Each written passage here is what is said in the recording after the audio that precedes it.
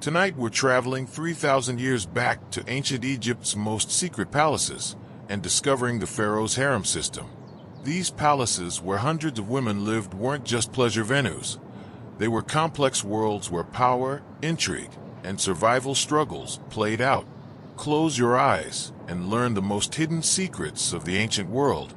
Welcome to Historical Stories for Sleeping. Before we begin this fascinating exploration of one of history's most secretive institutions in the golden palaces along the Nile, tell me in the comments where you're watching from today. And if you believe that understanding ancient power structures helps us comprehend human nature, hit that subscribe button and share this story to help us uncover the hidden truths of our past. Now settle back, close your eyes, and let yourself drift along the sacred Nile to the year 1279 BCE, to the magnificent palace of Pharaoh Ramesses II, where behind walls of sandstone and gold lies a world that few outsiders ever glimpsed, a realm where beauty was currency, intelligence was survival, and love was the most dangerous game of all. The morning sun rises over the eastern bank of the Nile, casting long shadows across the vast palace complex of Ramesses, the magnificent capital built by Pharaoh Ramesses II, while the main palace bustles with the daily business of ruling an empire that stretches from Nubia to the Levant. Behind a series of high walls and guarded gates lies a separate world, the royal harem, home to nearly 300 women whose lives revolve entirely around one man. Nefertari Mud awakens in her private chambers as the first call to prayer echoes across the palace courtyards. She is 24 years old and holds the exalted title of Great Royal Wife, the primary queen among Ramesses' many consorts. Her rooms are a testament to her elevated status. Walls painted with scenes from the Book of the Dead in brilliant blues and golds, furniture inlaid with ivory and ebony, and windows that overlook private gardens where lotus blossoms float in sacred pools. But even Nefertari, for all her privilege, exists within the carefully structured hierarchy that defines every aspect of harem life. She is the apex of a complex social pyramid that includes secondary wives, royal concubines, servant women, and slaves, each group with its own rules, customs, and desperate ambitions. The harem is not a single building, but an entire quarter of the palace complex, encompassing dozens of structures connected by covered walkways and hidden passages. At its heart stands the House of Women, a magnificent building where the most favored consorts live in apartments that would be considered luxurious by any standard. Surrounding this central structure are smaller buildings that house the secondary wives, the concubines, the musicians and dancers who provide entertainment, and the small army of servants required to maintain this elaborate establishment. The entire complex is surrounded by walls 20 feet high and patrolled by Nubian guards who have been castrated to ensure their loyalty and prevent any unauthorized relationships with the women under their protection. Entry and exit are strictly controlled. No man other than the pharaoh himself may enter without explicit permission, and the women leave only under the most extraordinary circumstances. This isolation is both protection and prison. The women of the harem are safe from the political violence and social chaos that periodically sweeps through the empire, but they are also completely cut off from the outside world. Their entire universe consists of these interconnected buildings and gardens, and their entire existence revolves around pleasing one man and competing with hundreds of other women for his attention and favor. As Nefertari begins her morning routine, attended by 6 servant women who help her bathe, dress, and prepare for the day ahead, she reflects on the careful balance of power that governs her world. As Great Royal Wife, she enjoys tremendous privilege, her own household staff, her own income from royal estates, and the right to intercede with the pharaoh on behalf of petitioners. But she also bears enormous responsibility. Any son she bears could potentially inherit the throne, making her both invaluable and vulnerable. Other women in the harem watch her constantly, looking for signs of weakness or opportunity. The morning ritual of preparation is itself a form of warfare conducted with cosmetics and jewelry instead of swords and shields. Every choice Nefertari makes, which wig to wear, which perfume to apply, which jewelry to select, sends messages to the other women about her confidence, her status, and her intentions for the day. A new necklace might suggest that she has recently received gifts from the pharaoh. An elaborate hairstyle could indicate that she expects to be summoned to his presence. Even the way she walks through the communal areas becomes a performance designed to maintain her position at the top of the hierarchy. The harem's daily schedule revolves around the possibility that Ramesses might visit. At any moment, guards might arrive with word that the pharaoh desires the company of specific women, and those chosen must be prepared to present themselves in perfect condition immediately. This means that every woman in the harem must maintain herself in a constant state of readiness, bathed, dressed, and mentally prepared for royal attention. But the pharaoh's visits are infrequent and unpredictable. Weeks might pass without any contact with the man who dominates their thoughts and determines their fate. During these periods, the harem develops its own internal rhythms and preoccupations. Without the unifying presence of their royal master, the women turn their attention to each other, and the result is a complex web of alliances, rivalries, and schemes that would challenge the most sophisticated political operative. The hierarchy within the harem is rigid but not immutable. A clever concubine might rise in status by winning the pharaoh's favor or by skillfully manipulating the existing power structure. A royal wife might fall from grace through political miscalculation or simple bad luck. Every interaction becomes a strategic calculation, every friendship a potential advantage or a liability. At the apex of this system stands Nefertari, but her position is far more precarious than it appears. As great royal wife, she has enemies who would benefit from her downfall and rivals who covet her privileges. She must navigate relationships with the secondary wives who might ally with her or plot against her, manage the ambitious concubines who seek to advance their own positions, and maintain the loyalty of servants who might be bribed or threatened by her competitors. The physical layout of the harem reinforces these social distinctions. The great royal wife's apartments occupy the most desirable location, with the best views and the most luxurious furnishings. Secondary wives have smaller but still comfortable quarters, while concubines share rooms or live in dormitory-style arrangements. Servant women sleep in simple chambers near their mistresses, and slaves are housed in the most basic accommodations. But proximity to power creates its own dangers. The women who live closest to Nefertari are also best positioned to observe her weaknesses, overhear her conversations, and report her activities to rivals. Privacy is a luxury that even the great royal wife cannot fully enjoy, as her every action is subject to scrutiny by women who might benefit from her mistakes. As the morning progresses and the harem comes fully to life, the air fills with the sounds and scents that define this enclosed world. Musicians practice in courtyards where the acoustics have been carefully designed to carry their melodies throughout the complex.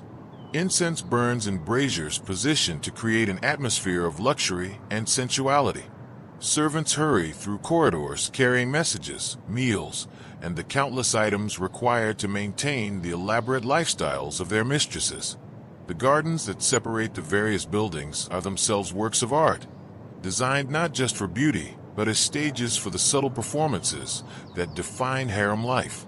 A woman walking slowly beside a particular fountain might be sending a message to observers. A casual conversation beneath a specific tree could be a carefully planned negotiation. Even the act of feeding the ornamental fish becomes an opportunity to display grace, status, and availability for alliance. As the sun reaches its zenith and the heat of the Egyptian day settles over the palace complex, Nefertari prepares for the afternoon activities that will determine her fate and the fate of every woman in the pharaoh's harem. The game of power is about to begin in earnest, and failure is not just embarrassing, it can be fatal. In this world where hundreds of women compete for the attention of one man, survival requires more than beauty or charm. It demands intelligence, cunning, and an instinct for the subtle currents of power that flow through every conversation, every glance, and every carefully calculated gesture. The harem is awakening, and with it, the ancient dance of ambition and desire that has shaped the fate of empires since the beginning of recorded history. The sound of silver bells announces the arrival of the morning meal, and with it, the daily reinforcement of the rigid social structure that governs every aspect of harem life. In the great dining hall, seating arrangements tell the story of power more clearly than any royal decree. Nefertari takes her place at the head of the central table, elevated on a small dais that ensures her visibility to every woman in the room. To her immediate right sits Isetahemjer, the pharaoh's second wife and mother of his eldest son, Prince Ammonius her Capechef. Iset is 40 years old, no longer young by harem standards, but her position is secure due to her son's potential claim to the throne. She watches Nefertari with the patient calculation of someone who has survived decades in this environment and knows that today's queen may be tomorrow's forgotten concubine. The next tier of the hierarchy consists of the secondary wives, 6 women who have been formally married to Ramesses in diplomatic ceremonies that sealed alliances with foreign kingdoms or powerful Egyptian noble families. Each controls her own household within the harem complex, commands her own servants, and maintains her own hopes of bearing a son who might inherit the empire. Nefertari, a Nubian princess given to Ramesses as part of a peace treaty, represents the exotic beauty that Egyptian nobles find irresistible. Her dark skin is considered a mark of extraordinary beauty, and her knowledge of southern trade routes makes her valuable for more than ornamental purposes. She has learned to speak perfect Egyptian and has adopted local customs, but her foreign birth will always limit her advancement within the hierarchy. Mathor-Nefer, daughter of the Hittite king, embodies the political dimension of royal marriage. Her wedding to Ramesses was celebrated throughout the empire as a symbol of peace between 2 great powers. But in the confined world of the harem, she remains an outsider whose loyalty is always questioned. She speaks Egyptian with a pronounced accent and maintains customs that other women find strange, making her an easy target for isolation and undermining. Below the wives in the social order are the concubines, women who share the pharaoh's bed but have never been formally married. Their status depends entirely on royal favor, which can evaporate without warning. A concubine who catches Ramesses in the right mood might find herself elevated to wife status overnight. One who displeases him might disappear just as quickly, transferred to a remote palace or simply vanishing into the anonymous mass of servant women. The most successful concubines are those who understand that beauty alone is insufficient for long-term survival. Kamwaset-Nebet, a former servant who caught the pharaoh's attention during a royal procession, has maintained her position for 3 years through a combination of intelligence, discretion, and an intuitive understanding of Ramesses' moods and preferences. She has learned to read the political currents within the harem and position herself advantageously, without making enemies of the more powerful wives. But even among the concubines, hierarchy exists. Those who have borne children to the pharaoh, even daughters, hold higher status than those who remain childless. Pregnancy is the ultimate goal for every woman in the harem, as children provide both security and leverage in the complex negotiations that determine daily life. The servant women form the invisible foundation upon which the entire harem system rests. They are divided into specialized categories: personal attendants who serve specific wives or concubines, musicians and dancers who provide entertainment, skilled craftswomen who create the elaborate textiles and jewelry that adorn their mistresses, and domestic workers who maintain the buildings and gardens. Many of these servants are themselves former concubines who fell from favor or grew too old to maintain the pharaoh's interest. Their knowledge of harem politics makes them valuable as sources of information, but their precarious position also makes them potential security risks. A disgraced former favorite might harbor resentments that could be exploited by rivals or foreign agents. The daily routine of the harem reflects these social distinctions in countless subtle ways. When the women gather for communal baths in the elaborate facilities designed for both hygiene and social interaction, the order of entry, the allocation of the best pools, and even the temperature of the water reflect status differences. The most favored women bathe in pools heated to perfect temperatures and scented with rare oils imported from distant lands. Lower status women use cooler water and simpler preparations. Mealtimes become elaborate performances of hierarchy and alliance. The great royal wife is served first, with the finest foods presented on golden plates by her personal servants. Secondary wives receive slightly less elaborate service, while concubines share communal dishes that, while still luxurious by any normal standard, clearly mark their inferior status. But the most important aspect of harem hierarchy is not material privilege, but access to information. The women at the top of the social pyramid are the first to learn of political developments that might affect their positions. They know when the pharaoh is planning military campaigns that might create opportunities for advancement, when diplomatic negotiations might bring new wives into the harem, and when economic problems might reduce the resources available for maintaining their luxurious lifestyle. This information advantage allows high-status women to prepare for changes and position themselves beneficially. A wife who learns that her homeland is about to rebel against Egyptian rule can distance herself from potential accusations of disloyalty.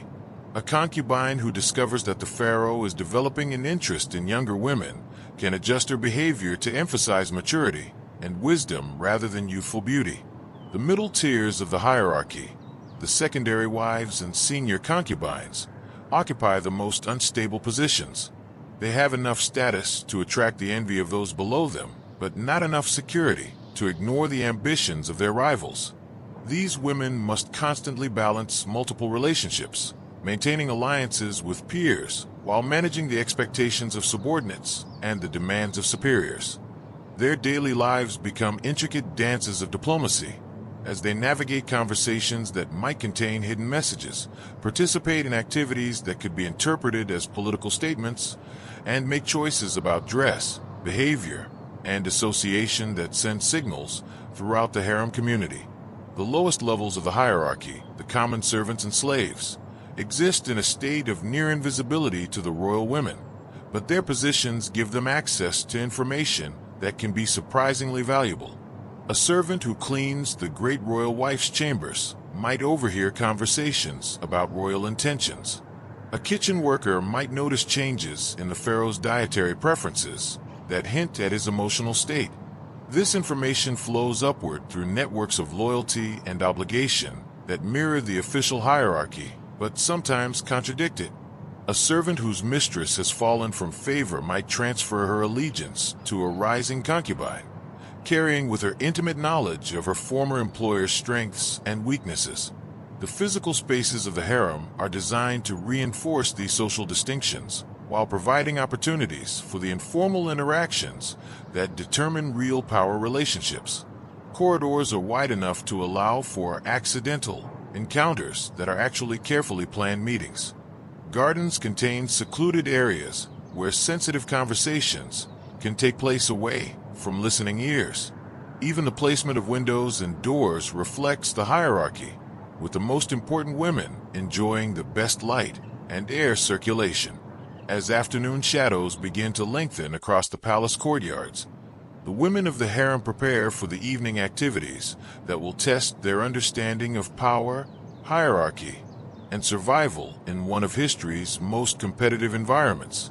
The game is ancient, but the stakes remain as high as ever. The favor of a god-king and the chance to shape the destiny of an empire through the careful application of beauty, intelligence, and ruthless ambition. As evening approaches and oil lamps begin to flicker to life throughout the harem complex, the day's most crucial activities begin. This is the time when alliances are forged and broken, when intelligence is gathered and disseminated, and when the complex chess game of harem politics advances another move toward an uncertain endgame. In her private chambers, Nefertari receives a visit from Taweret-Netjer, the chief overseer of the royal women, a position that makes her one of the most powerful individuals in the palace, despite her non-royal status. Taweret-Netjer is 60 years old and has served in the harem for over 4 decades, rising from the position of common servant to become the de facto administrator of the entire establishment. "Great lady," Taweret-Netjer says, bowing with the precise degree of respect that acknowledges Nefertari's status, while maintaining her own dignity. There are matters we must discuss regarding the new arrivals. The new arrivals are 3 young women who entered the harem just days ago. 2 daughters of Egyptian provincial governors offered as tribute to the pharaoh, and 1 Libyan princess presented as part of a diplomatic agreement. Their presence has upset the delicate balance of power that Nefertari has spent years carefully constructing. The youngest of the Egyptian girls, Taret Nedjer continues, has attracted considerable attention from the other women. She is remarkable in her beauty, and some of the concubines are already positioning themselves to either cultivate her friendship or undermine her position before she can establish herself. Nefertari understands the implications immediately. A beautiful new arrival represents both an opportunity and a threat. If properly managed, she can be transformed into an ally whose gratitude and loyalty provide additional support for Nefertari's position. But if she is allowed to develop independent relationships, or worse, to catch the pharaoh's attention without proper preparation, she could become a dangerous rival. Arrange for her to be housed near Kamwaset. Nefertari decides after a moment's consideration. Kamwaset understands the subtleties of life here, and she has proven her discretion. She can guide the girl's integration while ensuring that her development serves our interests rather than those of our competitors. This decision illustrates the complex calculations that govern every aspect of harem life. By placing the new girl under the influence of a loyal ally, Nefertari ensures that she will learn the unofficial rules that govern behavior while being gradually shaped into a supporter rather than a rival. At the same time, the assignment rewards Kamwaset loyalty with additional responsibility and status, strengthening an alliance that benefits both women. But Nefertari's competitors are making their own calculations. In a different part of the complex, Iset meets with her own circle of supporters to discuss strategies for managing the new arrivals. As mother of the heir apparent, Iset has different concerns than the great royal wife. Her primary goal is not to maintain the pharaoh's romantic attention, but to ensure that her son's path to the throne remains clear of obstacles. The Libyan princess concerns me. Iset confides to her closest ally, a secondary wife named Nefertari, who has proven her loyalty through years of mutual support. Her father's kingdom controls important trade routes, and if she were to bear a son, that child would have powerful external allies. We must ensure that she understands the limitations of her position here.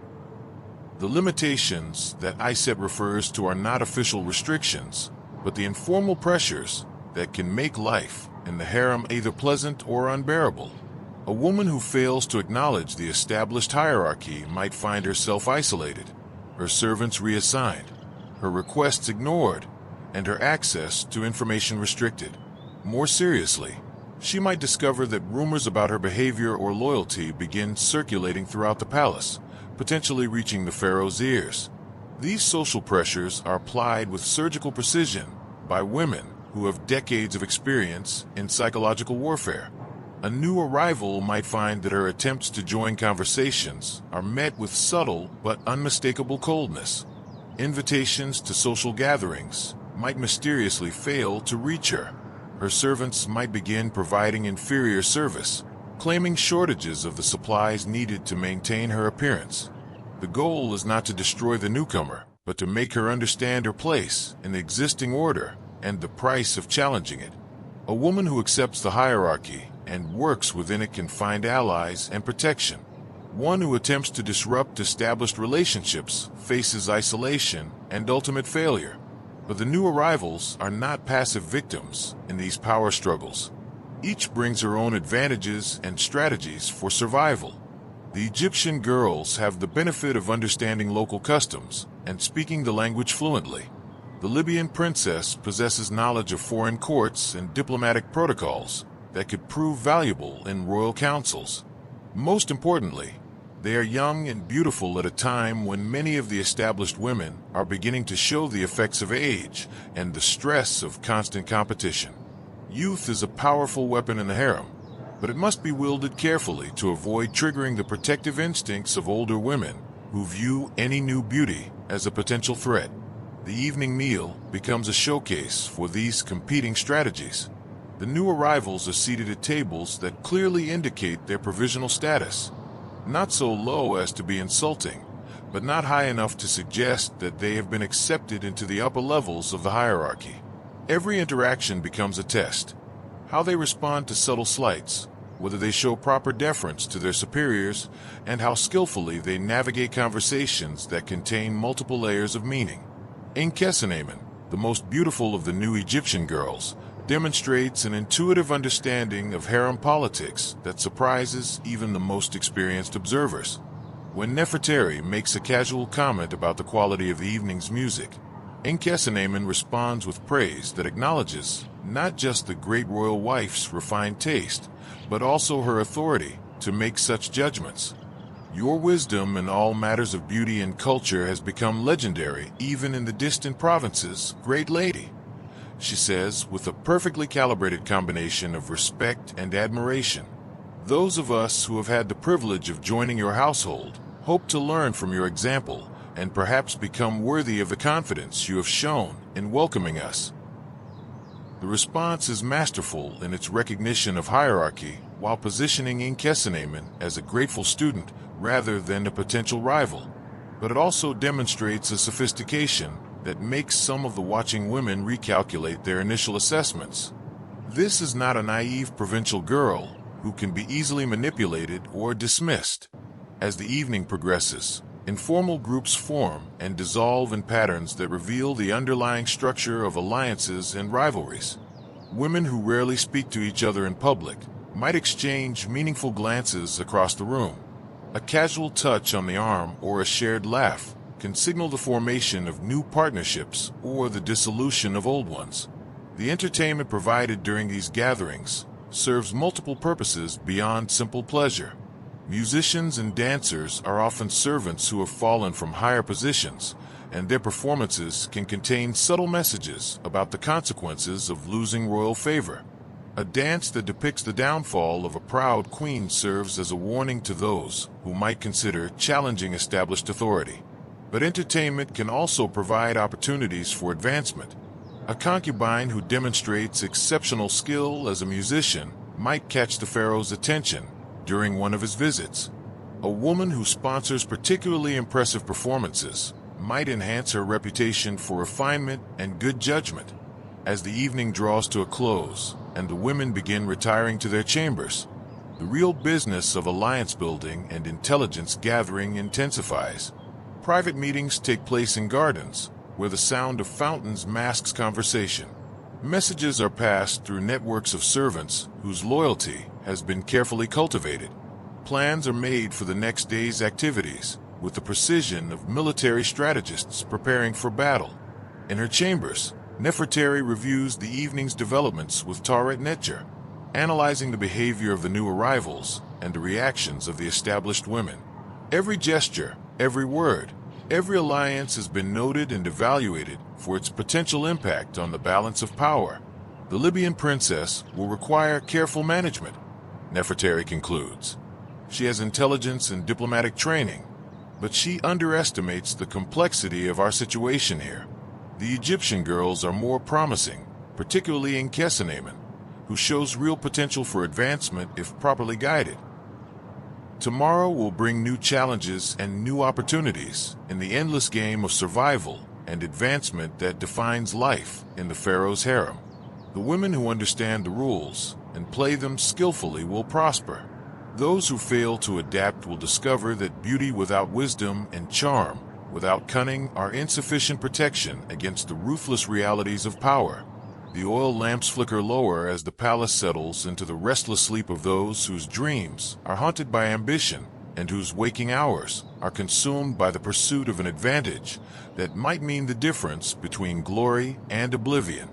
The morning of the third day brings news that transforms the harem from a place of routine competition into a battlefield of barely controlled panic and desperate preparation. Word arrives with the dawn prayers. Pharaoh Ramesses II will visit the House of Women before the evening meal. The announcement, delivered by the captain of the Nubian Guard with characteristic military precision, sent shock waves through every level of the hierarchy. It has been nearly 2 months since the pharaoh's last visit, and in that time, the delicate balance of relationships has shifted in ways that may not survive royal scrutiny. Nefertari receives the news in her chambers, where she has been conducting her morning correspondence with officials throughout the empire.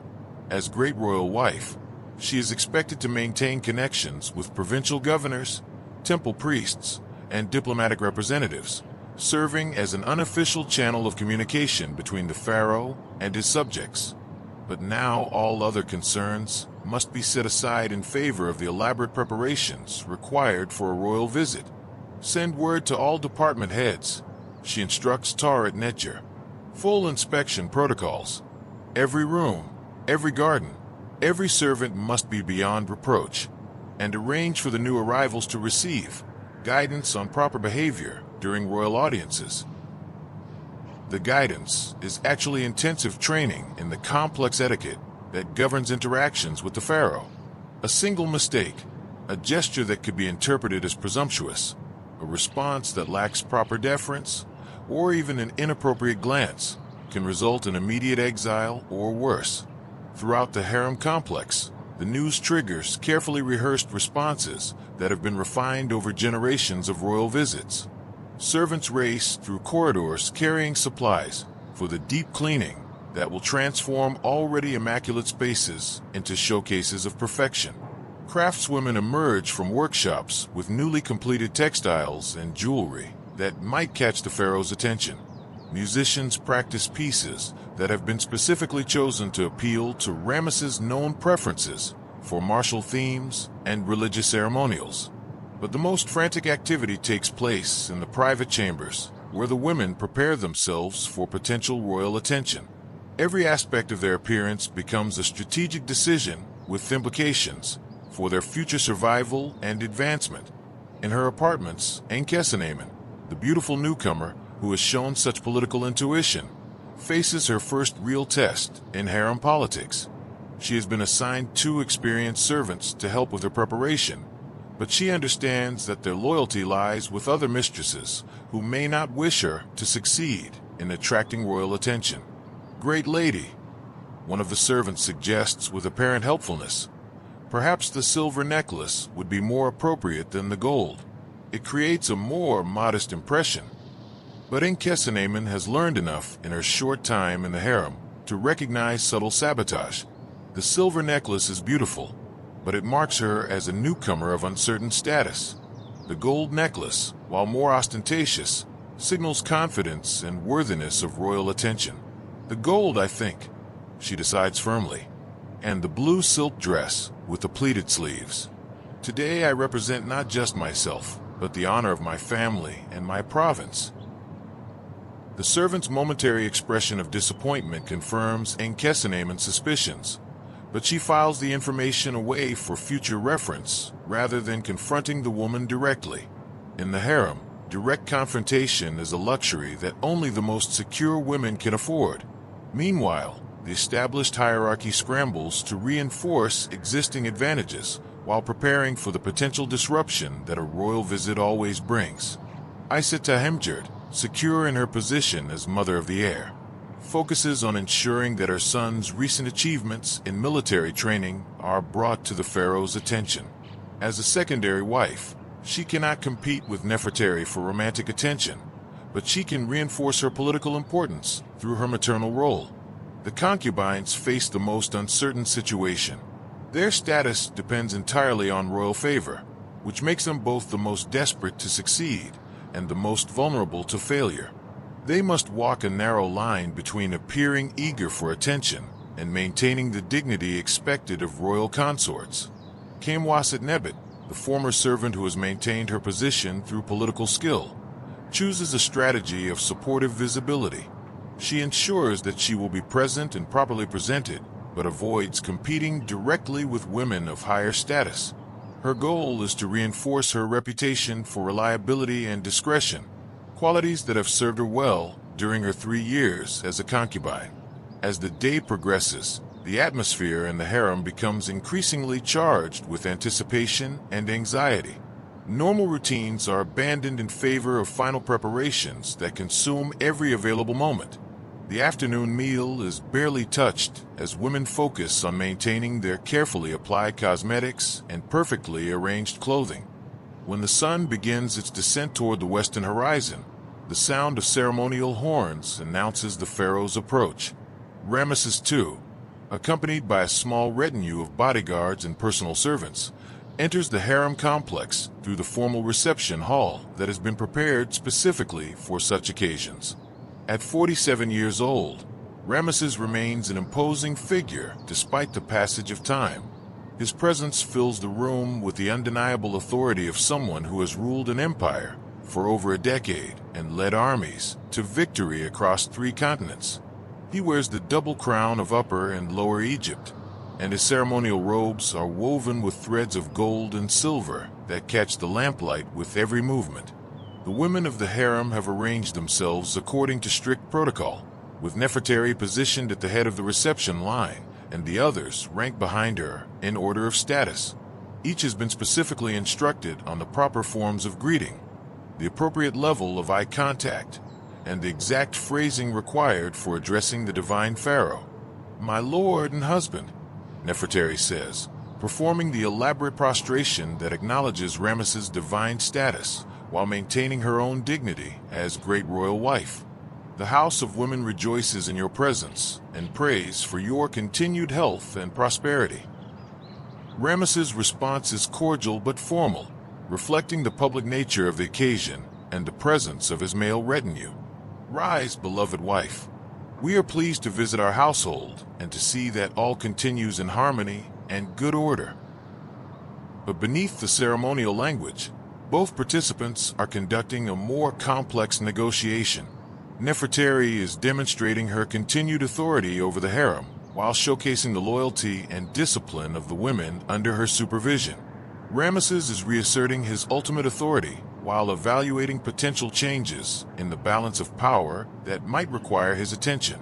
As the pharaoh moves down the reception line, greeting each woman according to her status, every interaction becomes a test of political acumen and personal charm. A successful greeting might result in elevated status or special favor. A failed interaction could begin a downward spiral that ends in exile or worse. When Ramesses reaches the new arrivals, the tension in the room becomes almost palpable. These women have no established relationship with the pharaoh, no proven track record of appropriate behavior, and no protection other than their intelligence and the basic protocols they have frantically absorbed over the past few hours. Enkesenemen's moment arrives with the weight of destiny. She performs her prostration with perfect form, speaks her carefully rehearsed greeting with appropriate deference, and rises to face the pharaoh with the precise combination of respect and confidence that marks a woman worthy of royal attention. "Great pharaoh," she says, her voice steady despite the enormity of the moment. "I am honored beyond measure to join your household and to serve your divine will in whatever capacity you deem appropriate." For a moment that feels like eternity, Ramesses studies her face with the appraising gaze of someone accustomed to evaluating both beauty and character at a glance. His expression reveals nothing, but every woman in the room understands that this moment will determine not just Enkesenemen's fate, but the future balance of power within the harem. "You are welcome in our house," the pharaoh says finally, his tone neutral but not dismissive. "We trust that you will find your place among our women and contribute to the harmony of our household." It is neither a rejection nor an embrace, but rather the kind of measured response that leaves all possibilities open for future development. But in the context of harem politics, this ambiguity is itself significant, suggesting that Enkesenemen has passed her first test without eliminating herself from consideration for higher status. As the formal reception concludes and the pharaoh prepares to select which women will join him for the evening meal, the real consequences of the visit begin to unfold. His choices will send messages throughout the harem about favor gained and lost, about the relative importance of beauty versus maturity, and about the direction of royal policy in matters both personal and political. The ancient game continues, with stakes as high as ever and players whose lives depend on their ability to read the subtle signs that determine power in the most exclusive and dangerous social circle in the ancient world. The evening meal following the pharaoh's visit takes place in the private dining hall reserved for the most intimate royal occasions. Only 12 women have been selected to attend, a choice that immediately reshapes the political landscape of the harem and sends ripples of consequence through every level of the hierarchy. Nefertari, as expected, occupies the seat of honor at Ramesses' right hand, her position as great royal wife temporarily secure. But the pharaoh's other selections reveal shifts in favor that will require careful interpretation and immediate strategic response from every woman in the complex. Most significantly, Enkesenamen has been chosen for the evening, an unprecedented honor for someone who has been in the harem for less than a week. She sits in the section reserved for honored concubines, her placement carefully calculated to acknowledge her beauty and potential without suggesting that she poses an immediate threat to the established wives. But placement at the royal table is only the beginning of the evening's significance. During the meal, Ramesses engages each woman in conversation designed to evaluate not just their charm and beauty, but their intelligence, their loyalty, and their potential usefulness in the complex web of relationships that binds the empire together. "Tell us of conditions in your father's province," he says to Enkesenamen during the course of the evening. "We have received reports of unusual activity along the desert trade routes." The question is a test with multiple layers. Enkesenamen must demonstrate her knowledge of political and economic conditions, while avoiding any suggestion that her family might be involved in activities that could be considered treasonous. She must show intelligence without appearing to challenge the pharaoh's superior wisdom, and she must provide useful information without betraying confidences that might compromise her family's interests. "Great Pharaoh," she responds after a carefully measured pause, "my father has indeed noticed increased movement along the traditional caravan routes, but his investigations suggest that this activity reflects the growing prosperity of the region rather than any threat to royal authority. The new copper mines have attracted legitimate merchants seeking to establish profitable relationships with local suppliers." Her answer demonstrates political sophistication. She acknowledges the pharaoh's concerns while providing reassurance about her family's loyalty, and she frames potentially suspicious activity as evidence of successful royal policies. Most importantly, she offers information that could be useful for future administrative decisions without appearing to seek credit for her contribution. Ramesses nods approvingly, and the other women at the table register this small victory with the careful attention of experts evaluating a competitor's performance. Enkesenamen has passed another test, but her success also marks her as someone who will require closer watching in the days to come. The conversation continues through multiple courses, with each woman given opportunities to demonstrate her worth through wit, knowledge, or simply the ability to provide pleasant companionship. But beneath the surface courtesy, everyone understands that they are participating in a selection process whose consequences extend far beyond a single evening's entertainment. As the meal draws to a close, Ramesses makes his final choice of the evening, selecting 3 women to accompany him to his private chambers. The selection includes Nefertari, as protocol demands, but also 2 concubines, Kamwaset-Nebet, whose steady loyalty has been rewarded, and surprisingly, Enkesenamen, whose rapid rise from newcomer to royal favorite sends shock waves through the assembled women. For those chosen, the evening represents potential advancement and the chance to strengthen their positions through intimate access to the pharaoh. For those not selected, it becomes a time for careful analysis of what went wrong and how to improve their prospects for future opportunities. But the real consequences of the royal visit unfold over the following days, as the women of the harem adjust to the new reality created by Enkesenamen's sudden elevation. Her rapid advancement threatens established relationships and forces everyone to recalculate their strategies for survival and advancement. Isetahemjert, whose position as mother of the heir had seemed unassailable, finds herself concerned about the implications of a new favorite who might bear sons of her own. During a private meeting with her allies, she makes her concerns explicit. The girl is beautiful and intelligent, she acknowledges. But beauty fades and intelligence can be dangerous when it serves ambitions that conflict with established interests. We must ensure that her integration into our community proceeds smoothly. The word smoothly carries its own implications in the context of harem politics. It suggests managed advancement within acceptable boundaries, rather than the kind of rapid rise that could disrupt existing power structures.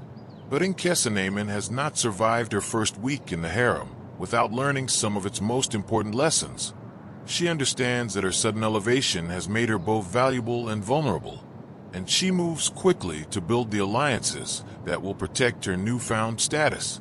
Her first step is to seek a private audience with Nefertari, acknowledging the great royal wife's supremacy while positioning herself as a grateful protege rather than a potential rival. "Great lady," she says during their carefully choreographed meeting, "I am overwhelmed by the kindness that our Lord the Pharaoh has shown me, and I understand that such favor comes with responsibilities to support the harmony and dignity of your household. I hope that my presence here will serve to enhance, rather than complicate, the wise leadership you have established." The submission is perfectly calculated, humble enough to avoid challenging Nefertari's authority, while sophisticated enough to demonstrate that Enkesenemen understands the political dimensions of her situation. But it also contains a subtle negotiation, protection and guidance in exchange for loyalty and support. Nefertari's response reveals her own strategic thinking. She could attempt to suppress Enkesenemen's advancement, but such opposition might backfire if the newcomer has truly caught the pharaoh's lasting attention. Better to co-opt her rise and channel it in directions that support rather than threaten the existing order. Your wisdom in seeking guidance honors both yourself and our community, Nefertari replies. I believe that your talents, properly developed, can contribute greatly to the welfare of our household and the service of our divine husband. The alliance is formed through careful diplomatic language, but both women understand its practical implications. Enkesenemen will receive protection and mentorship in exchange for accepting Nefertari's continued supremacy and supporting her interests in future conflicts. But not all of the harem's responses to the new situation are so diplomatically managed. Several of the middle-tier concubines, who had hoped that the royal visit might provide opportunities for their own advancement, react to Enkesenemen's success with barely concealed resentment. Their response takes the form of social isolation and whispered campaigns designed to undermine the newcomer's reputation. Rumors begin circulating about her family's loyalty, her personal character, and her true motivations for seeking royal favor. These attacks are subtle but persistent, designed to plant seeds of doubt that might eventually reach the pharaoh's ears. Enkesenemen finds herself facing the classic dilemma of the successful newcomer: how to defend against attacks without appearing paranoid or vindictive, and how to consolidate her gains without triggering even more aggressive opposition.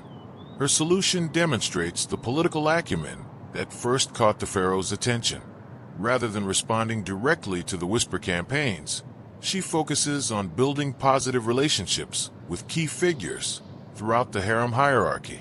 She cultivates friendships with influential servants, demonstrates respect for established customs, and makes herself useful to women who might otherwise view her as a threat. Most importantly, she begins developing the kind of specialized knowledge that makes royal concubines valuable beyond their physical beauty. She studies Egyptian religious ceremonies, learns the genealogies of noble families, and acquires expertise in diplomatic protocols that could prove useful during royal councils. As weeks pass and the immediate crisis of the royal visit fades into routine, the harem settles into its new equilibrium. Enkesenemen has established herself as a rising force, but within boundaries that acknowledge existing power structures. The established hierarchy has adapted to include her advancement while maintaining its essential character. But everyone understands that this stability is temporary. The pharaoh will visit again, new women will enter the harem, and the endless game of advancement and survival will continue with the same deadly seriousness that has characterized palace life since the beginning of Egyptian civilization. In her private chambers, as oil lamps flicker in the gathering darkness, Nefertari reflects on the lessons of recent weeks. The harem system has once again demonstrated its resilience, adapting to change while preserving the essential relationships that maintain order and hierarchy. But she also understands that each successful adaptation makes the next crisis more complex, as intelligent women learn from previous experiences and develop more sophisticated strategies for advancement. The game grows more difficult with each generation, requiring ever greater skill from those who would not merely survive, but prosper in the most competitive environment the ancient world has ever created. Outside her windows, the Nile flows silently toward the sea, carrying with it the secrets of a civilization that has perfected the art of combining beauty with power, desire with politics, and love with the ruthless pursuit of advantage. The pharaoh's harem endures, as it has for millennia, as both paradise and prison for the women whose lives revolve around the favor of a god-king and the eternal dance of ambition disguised as devotion.